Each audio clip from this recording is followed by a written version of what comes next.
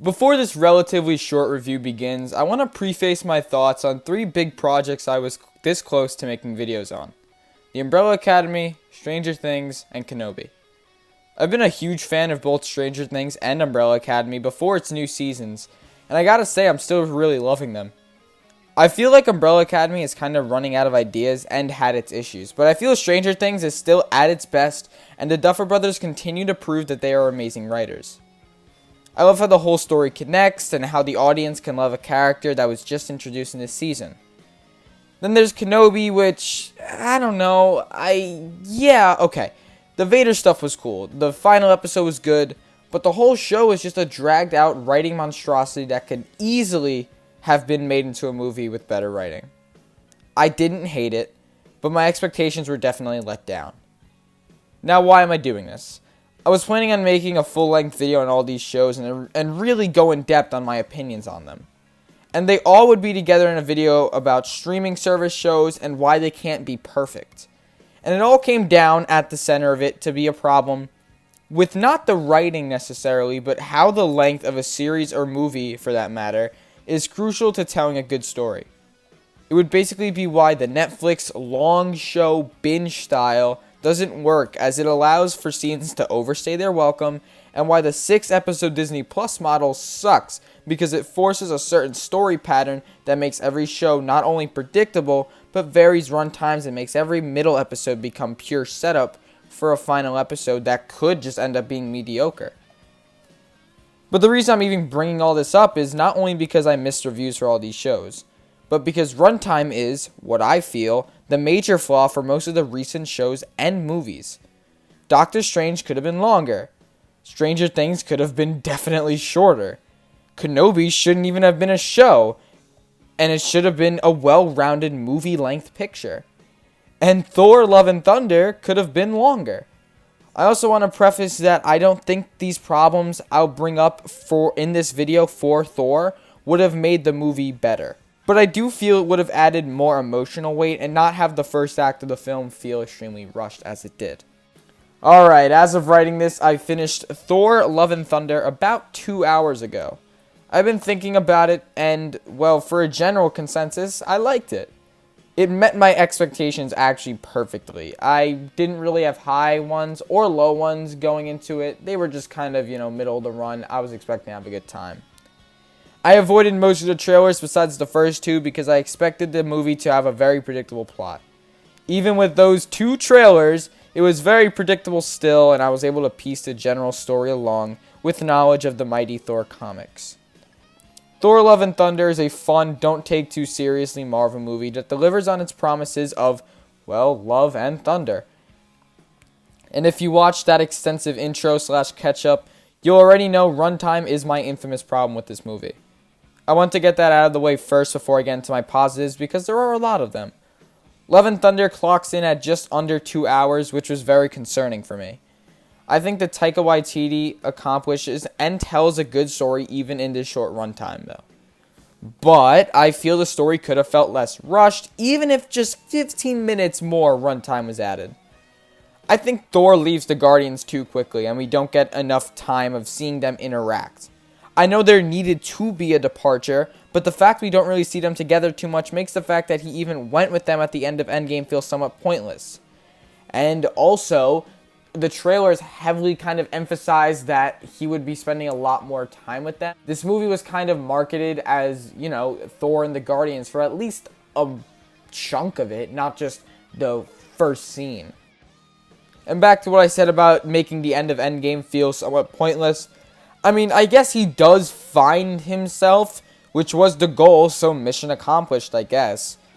But when I sat down and really started thinking about it, I had a theory that the writing process was basically Taika Waititi had some great and innovative ideas that he wanted to put to screen. He wanted to use Jane Foster again, he wanted to incorporate other gods, such as Zeus, to set up a sequel, or really just a 5th movie. And with these ideas, pay off and offer some really fun and visually creative scenes. The biggest problem is how they get there, or how something happened.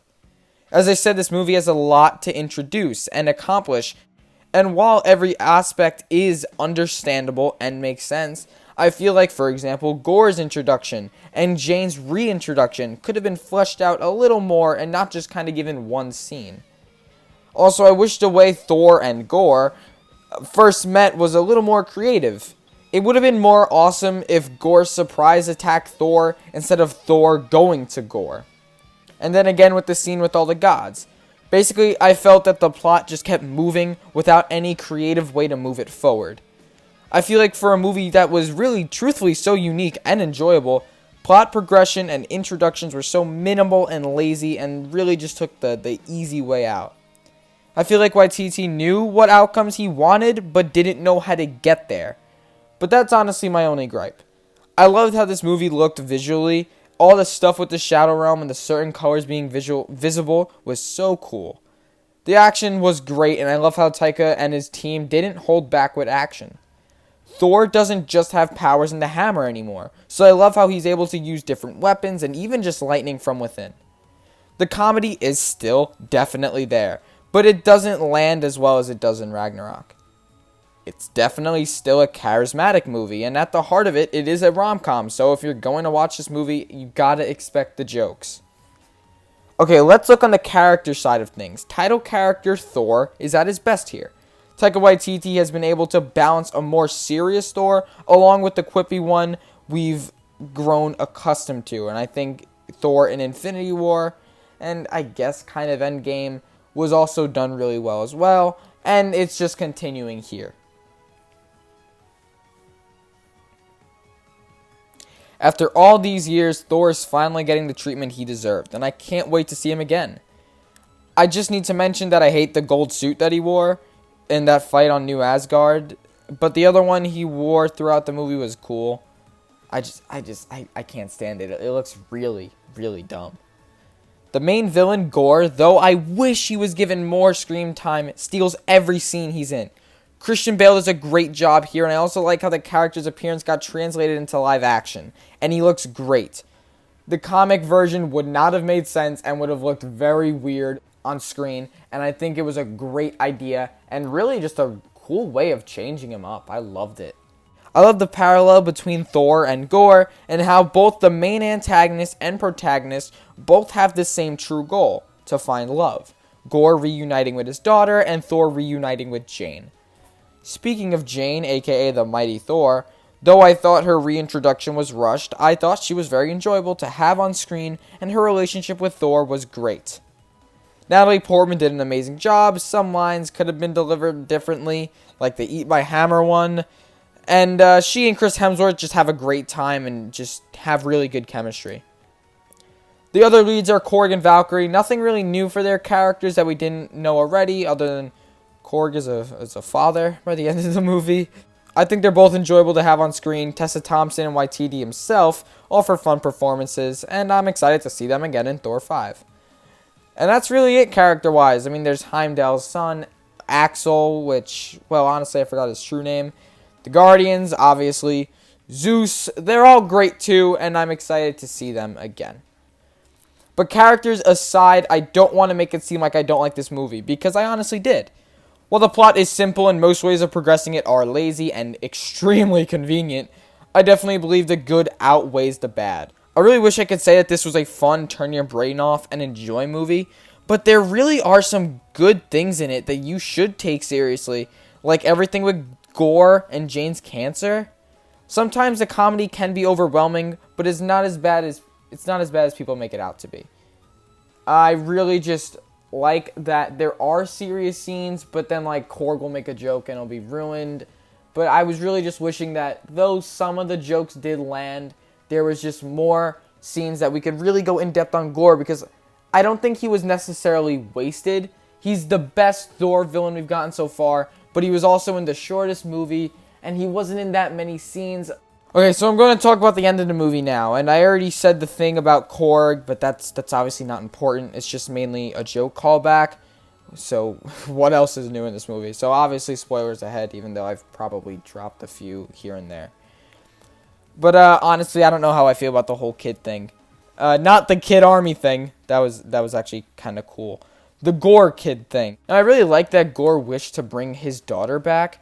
I was expecting for him to wish that Jane is cured of her cancer, and I was so mad because it would have been out of character. So I'm glad that he didn't wish for the mass murder of all gods, but he did make a wish that would make him happy in his final moments. I don't like when a villain just gets redeemed just by a single line of dialogue from the protagonist, but I just think it was the best way to kind of not make him seem like a really good guy and, make him be forgiven of all the actions he committed, but still even happy in his last moments. And obviously he's getting his wish that she will not be alone. But I don't know, ever since the Mandalorian and Grogu duo, these heroes get a kid plots have been getting out of hand and are really overstaying their welcome. I don't want to keep seeing the same story of a hero who's not fit to be a father figure or parental figure have to be a good father or parental figure for a child. I just think if done wrong or even in a way that's extremely similar to others, it just won't land in the 5th movie. Alright, so post-credit scene teasing Zeus and as the next main villain was cool and makes sense as it becomes a direct sequel to this movie. Jane entering Valhalla was nice, and it was also really nice to see Heimdall again. And I know I didn't say it yet, but I wanted to save it for the end. But Marvel Studios really rode that night train and milked Guns N' Roses completely. 3 songs, a poster, a few references, and Heimdall's son naming himself after the lead singer of the band. As a Guns N' Roses fan, it was really mind-blowing to see how much their material was used. And it was also very cool. But this movie isn't 2 hours of GNR. It also has a fun score on its own. You see, everything in this movie is just fun. It's not necessarily perfect, and sometimes things don't make sense. Things don't have to be good to be fun, and this movie is fun, goddammit. Watching Thor kill armies of villains to Guns N' Roses in the background will of course be a blast to see on screen. Every trailer and fight scene really reminds you that you can't have a bad time watching this movie. You're going to have fun, and if you don't, that's a you problem. So I don't know if I missed anything too important, but if I did, oh well. This movie is definitely flawed and overly comedic, but really is enjoyable to watch. The action, visuals, characters, and music are all very good and on point, and offer a fun movie experience, which is exactly what I wanted from this movie. Well, maybe not the comedy. All these nitpicks I make in my videos are only because it's easy to point out things that you don't like compared to the things you do. I loved the music, I loved the action in this film, and I only gave it a sentence in the script, but it's because I don't really know how to keep complimenting something if I can't go in depth. It's stuff I like, I have to say it, and with the lesser nitpicks, if I don't nitpick something, I like it, and that's just how it really is. And believe me, when I say I like something, I'm not just saying it to say it. With all that being said, I'm going to give Thor Love and Thunder an objective 7.5 out of 10.